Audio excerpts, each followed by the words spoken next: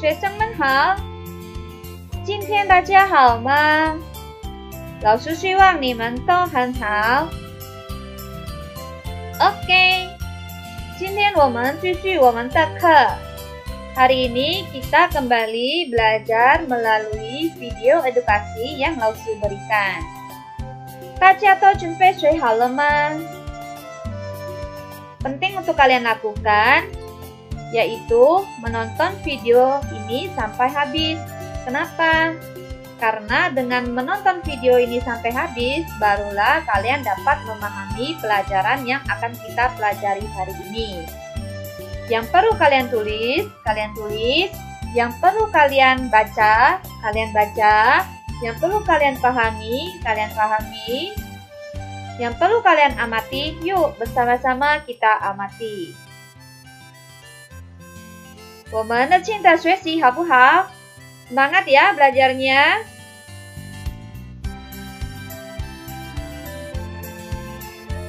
Kita hari ini akan belajar tema 9 tentang benda-benda di sekitar kita. Subtema 3, manusia dan benda di lingkungannya. Pembelajaran 1 sampai 3.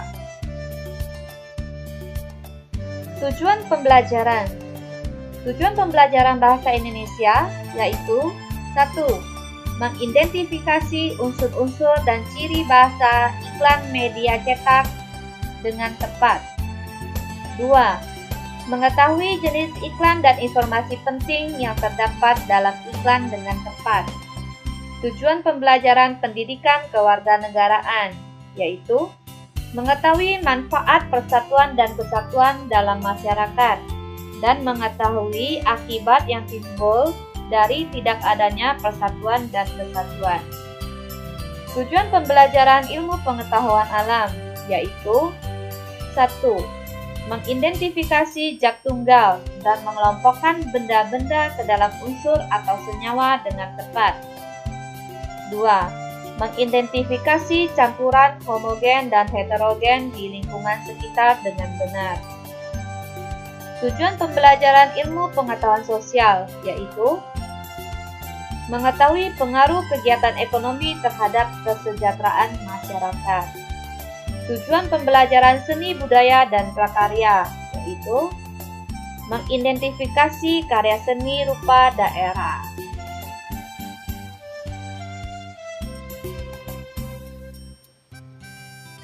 Muatan pelajaran bahasa Indonesia. Adakah yang tahu bagaimana cara kita mempromosikan produk atau barang dagangan kita kepada masyarakat? Ada yang tahu? Ya, dengan cara mengiklankannya. Iklan disampaikan melalui 2 media. Yang pertama, media cetak. Apa saja yang termasuk media cetak? Koran, majalah, brosur, dan papan reklame. Iklan melalui media cetak ini hanya bisa kita lihat dan bisa kita baca, tetapi tidak bisa kita dengar. Yang kedua, iklan disampaikan melalui media elektronik. Media elektronik apa saja? Televisi, internet, radio. Iklan yang disampaikan melalui media elektronik itu bisa kita dengar, bisa kita lihat, dan kita juga bisa membaca tulisan yang disampaikan. Jadi, tujuan iklan dibuat adalah untuk memperkenalkan, menawarkan, menyarankan, dan mengajak masyarakat untuk membeli produk yang diiklankan. Nah, teman-teman, hari ini kita akan fokus kepada bentuk-bentuk iklan pada media cetak. Ya, ini yang ini ya, bentuk iklan pada koran, majalah, brosur, ataupun pada papan reklame. Ya, ada yang tahu bentuk-bentuk iklan pada media cetak? Bentuk-bentuk iklan pada media cetak. Nah, Kalau bentuk iklan pada media elektronik bisa kita lihat ya, ada gambarnya, gambar yang bergerak, ada bersuara yang keluar dari pembicaranya ataupun orang yang mengiklankan, juga ada gambar. Nah, lalu bagaimana bentuk iklan yang terdapat pada media cetak? Yang pertama, iklan pada media cetak berbentuk satu, iklan baris. Bisa kalian lihat ya, ini adalah iklan baris, dia sebaris, sebaris, sebaris. Iklan baris adalah iklan yang disajikan dengan tulisan singkat dan hanya beberapa baris saja. Bisa kita lihat juga ini contohnya, tulisannya hanya sekitar 4 baris saja atau 5 baris. Lalu bentuk iklan yang kedua pada media cetak yaitu iklan kolom. Nah, ini adalah iklan kolom.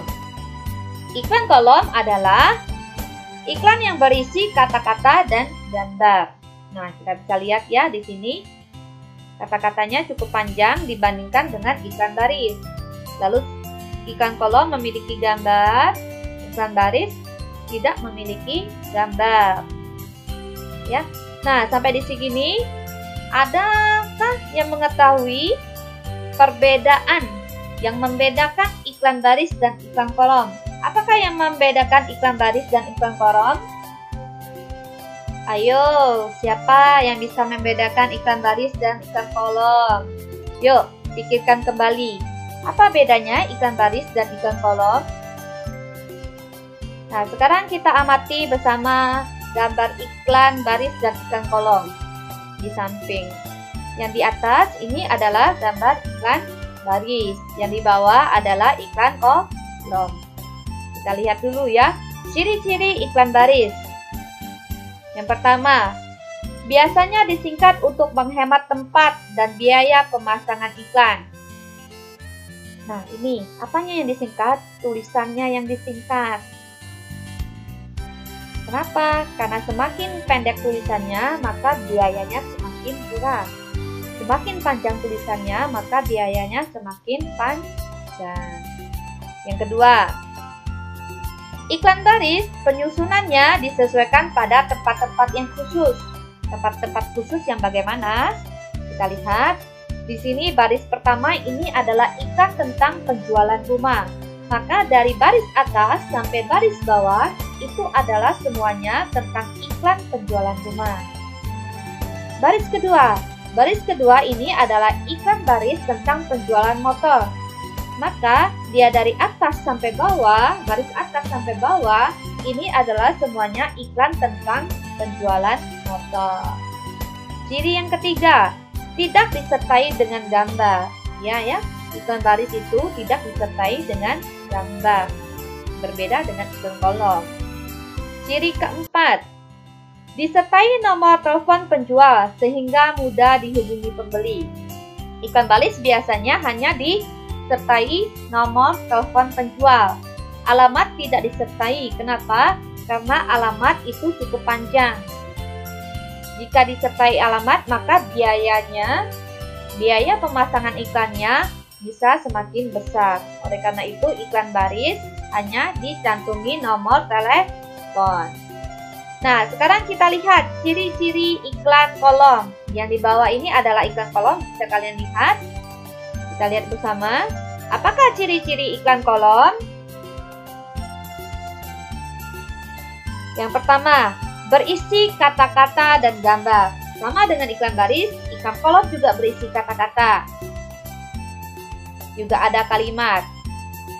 Tetapi bedanya hanya iklan kolom ada gambar. Iklan baris tidak ada gambar. Ciri iklan kolom yang kedua, disampaikan dengan kalimat yang cukup panjang. Nah, iklan kolom itu satu kolom itu untuk satu produk dan kalimatnya cukup panjang. Sedangkan iklan baris itu biasanya satu kolom itu untuk banyak produk. Sehingga kalimat dalam iklan baris itu sangat singkat. Berbeda dengan kalimat iklan kolom itu sangat cukup panjang. Ciri iklan kolom yang ketiga, biaya pemasangan lebih mahal dibandingkan iklan baris. Sudah pasti ya, kenapa dia mahal? Karena dia ada kalimat yang cukup panjang, disertai dengan gambar, tempat, memakai tempatnya juga cukup besar dibandingkan dengan iklan baris. Ciri iklan kolom yang keempat, ukuran iklan kolom lebih besar dibandingkan iklan baris.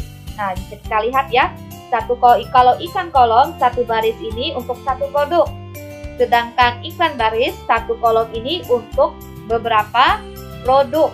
Bahkan bisa sampai 10 produk. Ya, inilah perbedaan iklan baris dan iklan kolom. Sampai di sini, apakah semuanya sudah jelas ya? Nah, jika sudah jelas, mari kita mengerjakan, ayo berlatih. Perhatikan iklan berikut dan jawablah pertanyaannya. Nomor 1, manakah yang termasuk iklan baris pada gambar di samping? Kita lihat, gambar di samping ada 3 iklan. Ada gambar 3 buah iklan. Yang pertama iklan A, yang ini iklan B, dan ini iklan C. Dari ketiga gambar ini, mana yang termasuk iklan baris? Ya, adalah gambar nomor B. Pertanyaan nomor 2, apakah ciri-ciri dari iklan baris? Ini cuma review ya, tadi kita sudah jelaskan, sudah melihat dan mengamati bersama. Apakah ciri-ciri iklan baris? Yang pertama, 1, iklan baris isinya sangat singkat. Ya, kalian lihat di B ini isinya sangat singkat.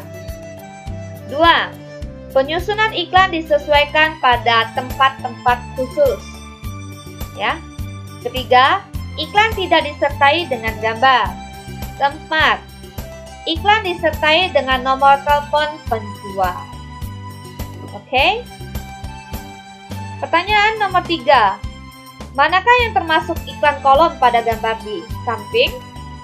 Mana iklan kolom ya? Yang gambar A, B, atau C? Ingat, iklan kolom itu kalimatnya cukup panjang disertai dengan gambar. Yang mana kalimatnya panjang disertai dengan gambar? Ya, gambar A. Pertanyaan nomor 4. Apakah ciri-ciri dari iklan kolom?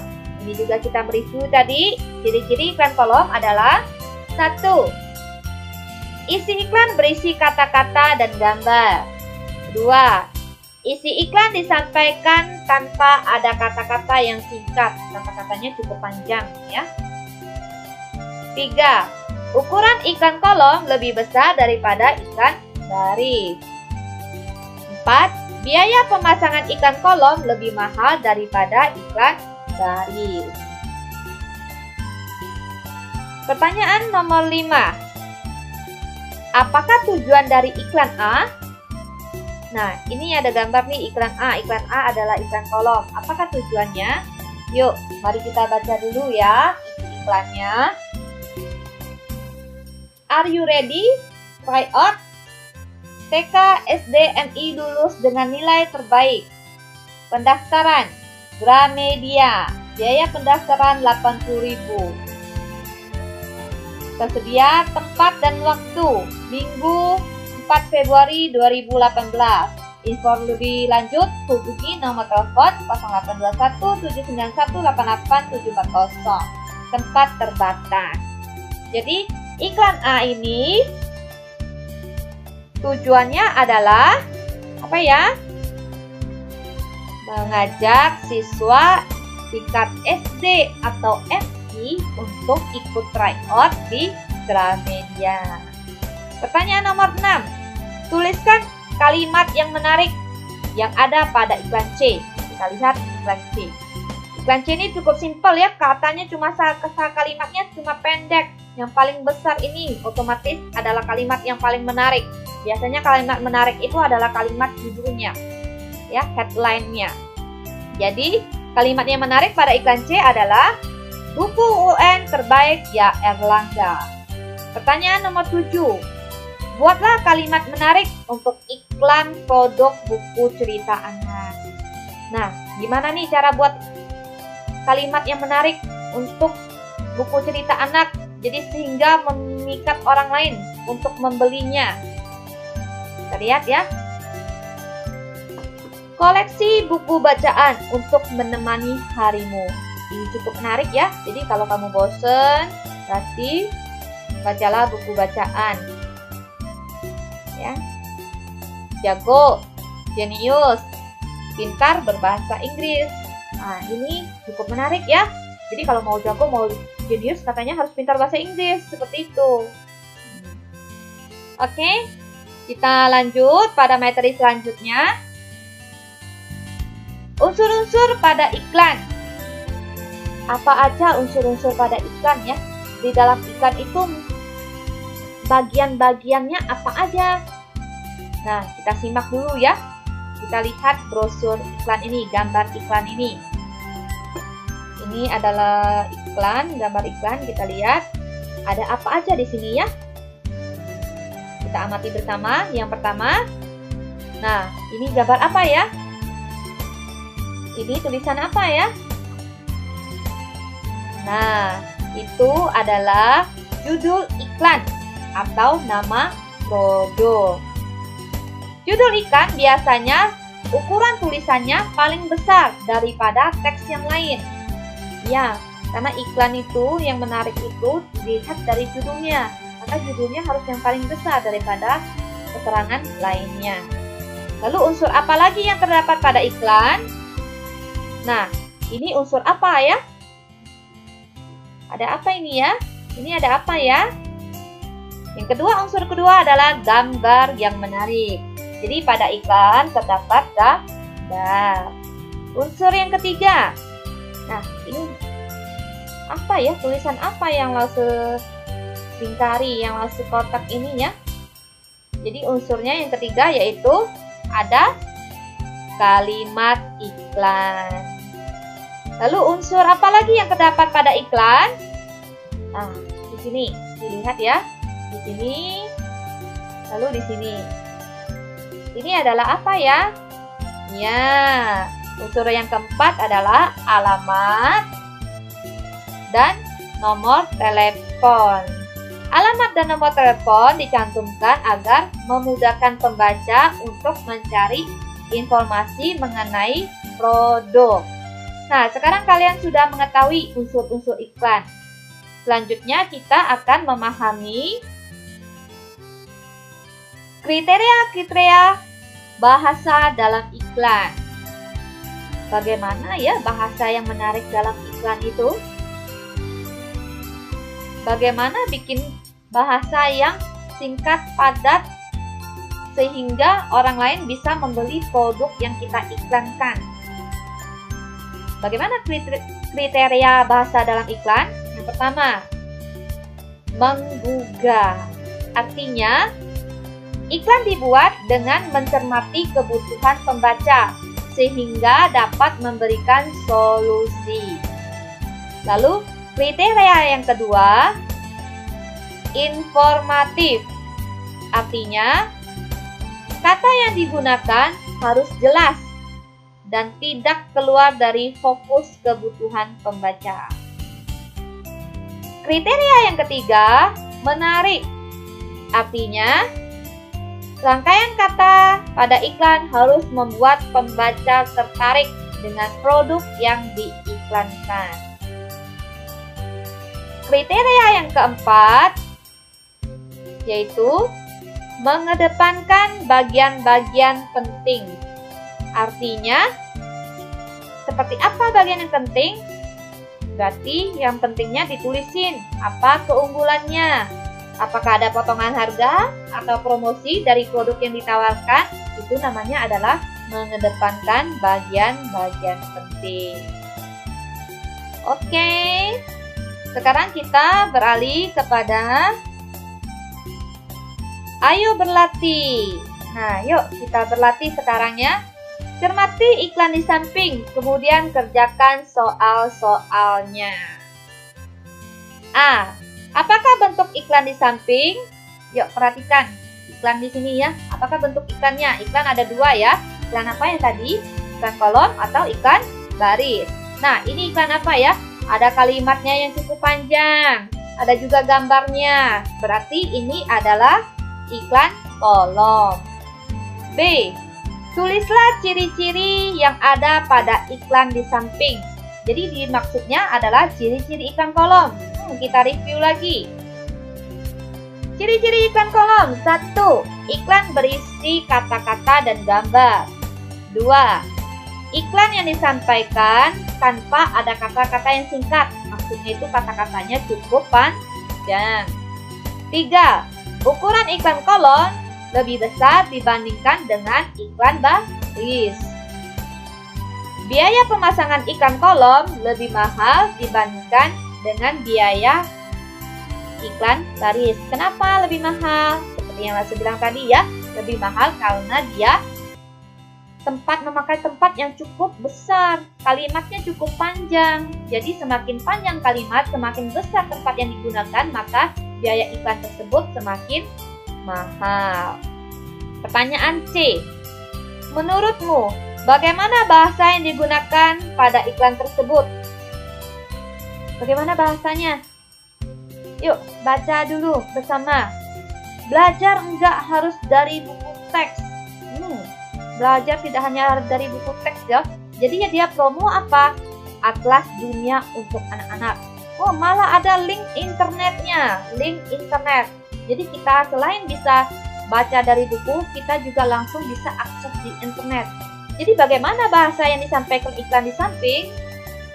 Bahasanya menggugah. Kenapa menggugahnya? Belajar nggak perlu dari buku, tapi dari internet juga. Lalu bahasanya inovatif, menarik, dan terdapat keunggulan. Keunggulannya di mana?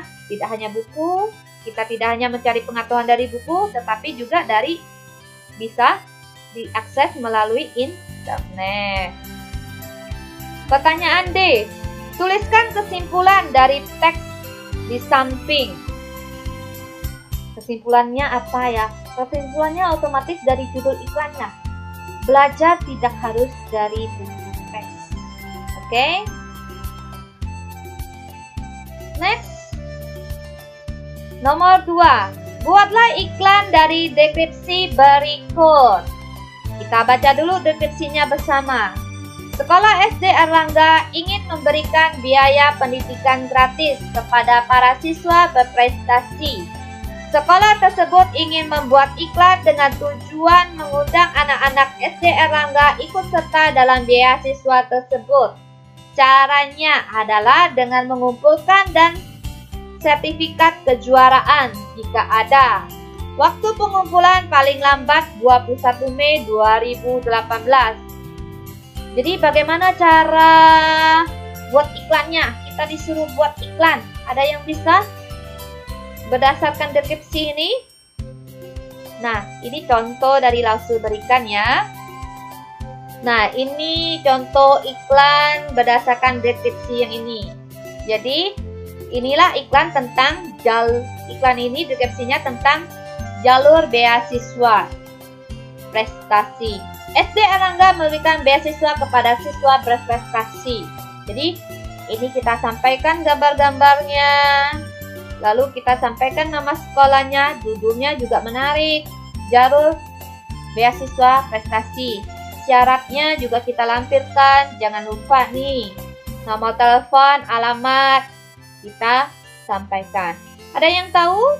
Ini termasuk iklan apa ya? Ada kalimat yang cukup panjang, ada gambar, berarti ini adalah jenis iklan kolom. Oke. Selanjutnya kita akan belajar mengidentifikasi jenis-jenis iklan. Berdasarkan jenisnya, iklan dikelompokkan menjadi 1. Iklan penawaran. Tujuan dari iklan penawaran adalah untuk menawarkan produk seperti iklan sabun mandi, iklan pasta gigi, atau iklan makanan. Ini banyak ya yang kalian lihat di televisi ataupun di internet ataupun melalui papan reklame, brosur, iklan penawaran. Yang kedua, iklan permintaan. Iklan permintaan bertujuan untuk meminta masyarakat agar bergabung dengan lembaga atau perusahaan yang ada dalam iklan. Contoh iklan lowongan pekerjaan. Nah, iklan lowongan pekerjaan termasuk iklan permintaan. Yang ketiga, iklan pemberitahuan. Nah, tujuannya apa? Untuk menarik perhatian pembaca terkait tentang pemberitahuan atau pengumuman. Jadi untuk memberitakan pemberitahuan atau informasi kepada masyarakat. Contoh iklan pemberitahuan adalah iklan pemberitahuan ucapan selamat maupun duka cita. Di sini contohnya adalah iklan ucapan selamat atas kelahiran bayi. Ini adalah contoh iklan pemberitahuan. Yang keempat, iklan layanan masyarakat. Tujuannya adalah untuk mengundang pembaca menghadiri acara-acara tertentu di dalam iklan. Contohnya, iklan pameran pendidikan, iklan seminar, atau pelatihan-pelatihan. Jadi, iklan layanan masyarakat supaya kita tertarik dan menghadiri acara dalam iklan tersebut. Itu namanya iklan layanan masyarakat. Lalu yang kelima, berdasarkan jenisnya. Iklan dikelompokkan menjadi iklan undangan. Tujuan dari iklan undangan adalah memberikan pemahaman kepada masyarakat tentang sesuatu hal. Contoh, bahaya narkoba atau pentingnya imunisasi. Ini lihat ya. Ini iklan bertujuan untuk memberikan pemahaman kepada masyarakat bahwa imunisasi itu sangat penting. Oke, sampai di sini kita sudah memahami jenis-jenis iklan, kelompok-kelompoknya. Maka selanjutnya kita akan mengerjakan ayo berlatih. Cermati iklan berikut dan jawablah pertanyaannya.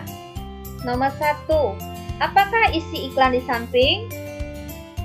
Yuk kita amati dan kita baca bersama. Hari Tentara Nasional Indonesia (TNI) 5 Oktober 2017. Marinir TNI AD Angkatan Darat, TNI AU Angkatan Udara. Jadi apakah isi iklannya ya? Jadi iklan itu berisi pemberitahuan peringatan Hari Tentara Nasional Indonesia (TNI). Nomor 2. Apakah jenis iklan di samping? Jelaskan. Sebelumnya kita sudah mempelajari iklan dikelompokkan menjadi iklan penawaran, iklan undangan, iklan pemberitahuan, iklan layanan masyarakat, iklan permintaan. Jadi jenis iklan yang manakah? Gambar di samping ini, iklan yang mana? Iya, iklan pemberitahuan. Kenapa termasuk jenis iklan pemberitahuan? Karena iklan di samping memberitahukan kepada masyarakat bahwa tanggal 5 Oktober adalah Hari Tentara Nasional Indonesia. Pertanyaan nomor 3. Bagaimana bahasa yang digunakan dalam penyampaian iklan di samping? Bagaimana bahasanya? Bahasanya cukup singkat ya, begitu kita baca kita sudah tahu maksudnya apa. Jadi bagaimana bahasanya? Bahasanya inovatif dan menarik. Nomor 4. Apakah kalimat yang menarik yang terdapat dalam iklan di samping? Sebelumnya sudah aku jelaskan bahwa kalimat yang menarik itu biasanya dijadikan headline atau judul iklan. Dan tulisannya menggunakan huruf lebih besar dari kalimat atau kata-kata yang lainnya. Jadi, kalimat menarik pada iklan ini adalah Hari Tentara Nasional Indonesia (TNI) 5 Oktober 2017. Pertanyaan nomor 5. Berilah tanda ciri-ciri iklan yang terdapat dalam iklan di samping. Yuk, sebutkan ciri-cirinya, unsur-unsurnya yang terdapat pada iklan di samping. Unsur apa aja? Iya, iklan tersebut berisi kata-kata dan gambar. Pertanyaan nomor 6. Buatlah kalimat menarik untuk iklan produk makanan yang terbuat dari buah-buahan. pada media cetak. Nah, kita disuruh membuat kalimat menarik produk makanan yang terbuat dari buah-buahan. Ada yang bisa? Kalimat yang menarik itu harus singkat, padat, dan jelas ya. Coba. Segar buahnya. Asli banget loh. Cobain. Nah, ini kalimat cukup menarik ya. Begitu orang dengar bahwa buahnya segar loh. Lalu buahnya juga asli loh. Kita disuruh cobain. Nah, apalagi ditambah dengan gambar. Nah, iklan ini menjadi sangat menarik. Oke, pembelajaran bahasa tentang jenis-jenis iklan, pengelompokan iklan sudah dipahami ya. Jika belum memahami, yuk putar sekali lagi video edukasinya atau bacalah buku kalian.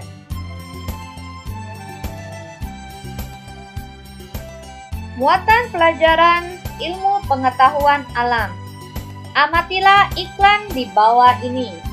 Kita baca bersama. Pentingnya air untuk kita.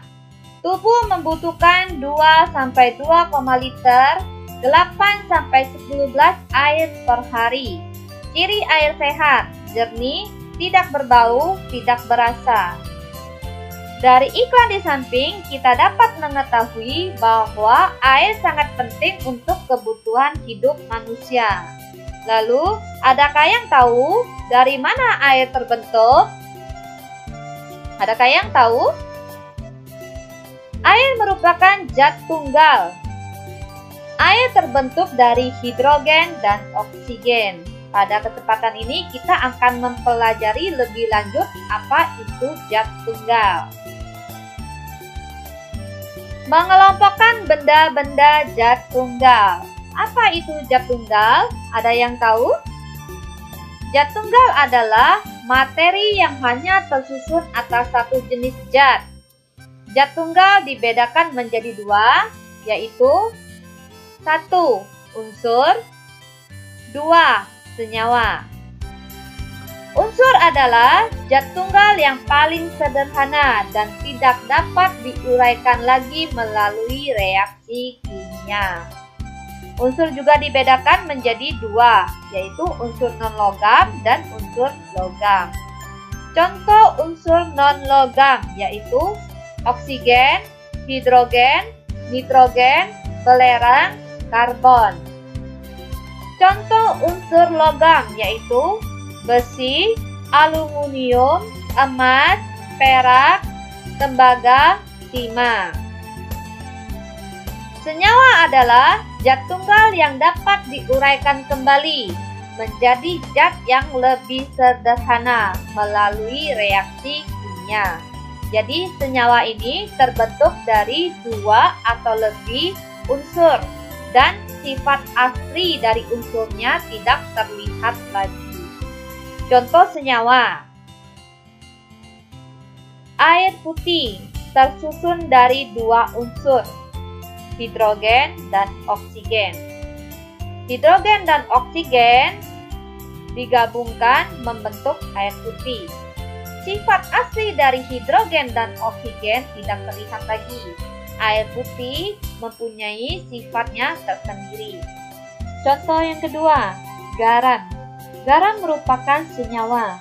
Garam tersusun dari dua unsur, yaitu unsur natrium dan unsur klorin. Natrium digabungkan dengan klorin membentuk senyawa baru, yaitu garam. Akan tetapi, sifat asal dari unsur natrium dan sifat asal dari unsur klorin itu tidak terlihat lagi. Yang terlihat adalah sifat baru dari senyawa itu, yaitu sifat garam. Nah, adakah yang tahu perbedaan senyawa dan campuran?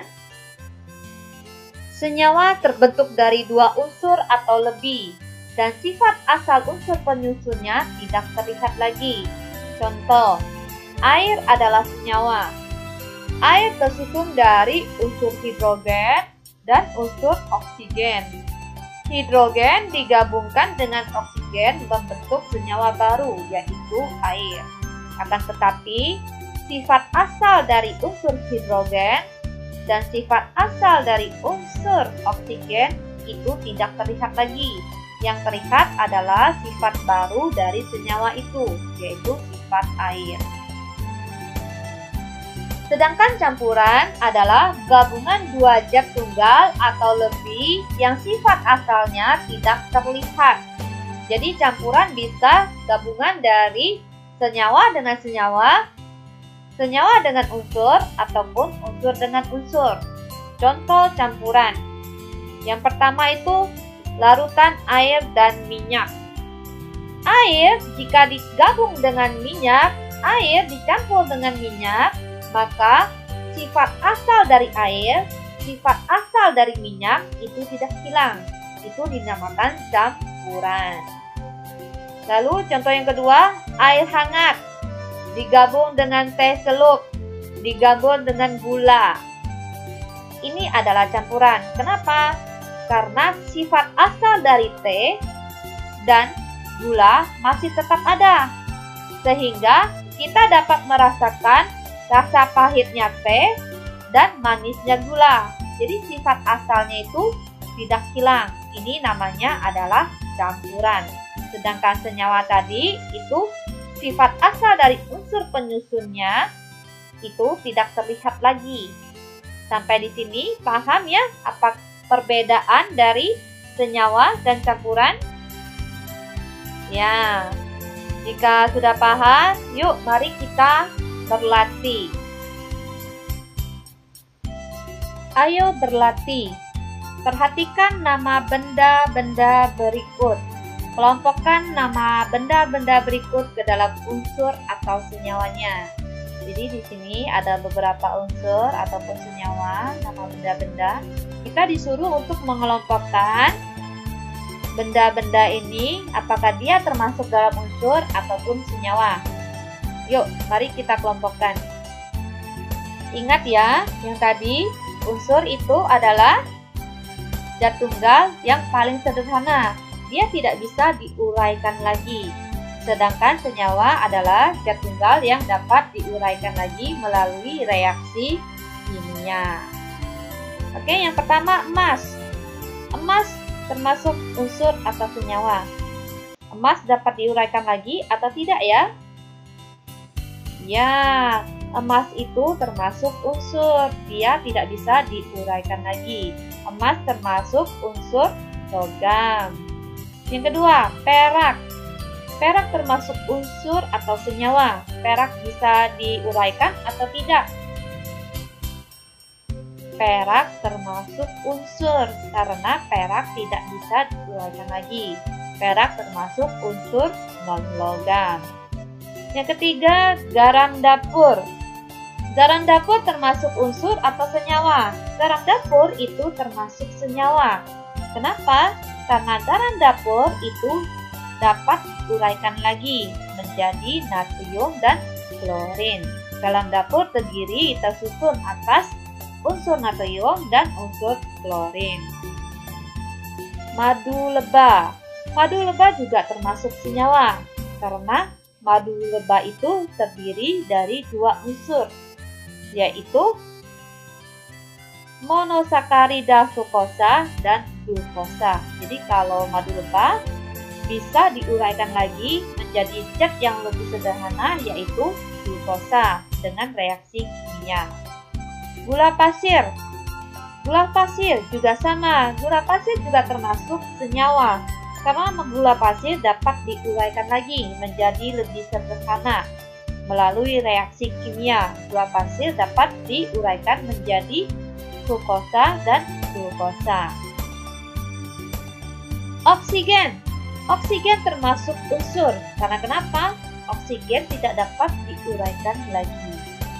Air. Air termasuk unsur atau senyawa? Ada yang tahu? Ya, air itu termasuk senyawa karena air itu tersusun dari hidrogen dan oksigen. Jadi kalau air diuraikan lagi, itu bisa melalui reaksi kimia. Karbon dioksida. Dari namanya juga kita sudah tahu ya bahwa ini adalah dua zat tunggal, dua unsur ya digabung. Jadi kalau karbon dioksida ini diuraikan lebih sederhana melalui reaksi kimia, itu bisa.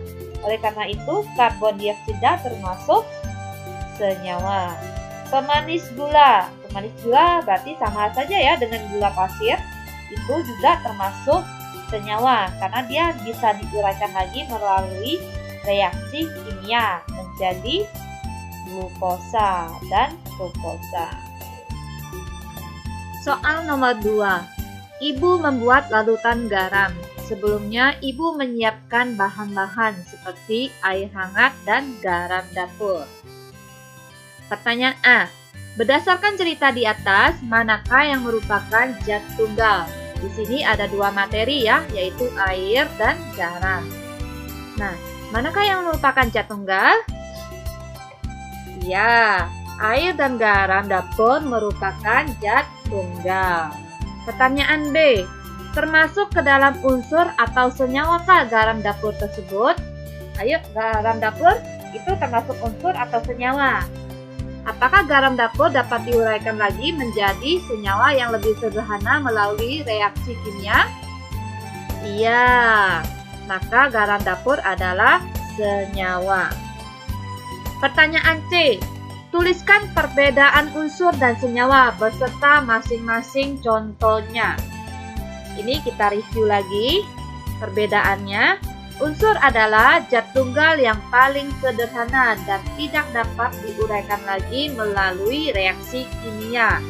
Contohnya oksigen, emas, perak, dan belerang. Sedangkan senyawa adalah zat tunggal yang dapat diuraikan kembali menjadi zat yang lebih sederhana melalui reaksi kimia. Contohnya air, garam dapur, gula, madu murni, air kelapa, dan asam cuka. Jenis-jenis campuran berdasarkan kelarutannya. Apakah yang dimaksud dengan campuran?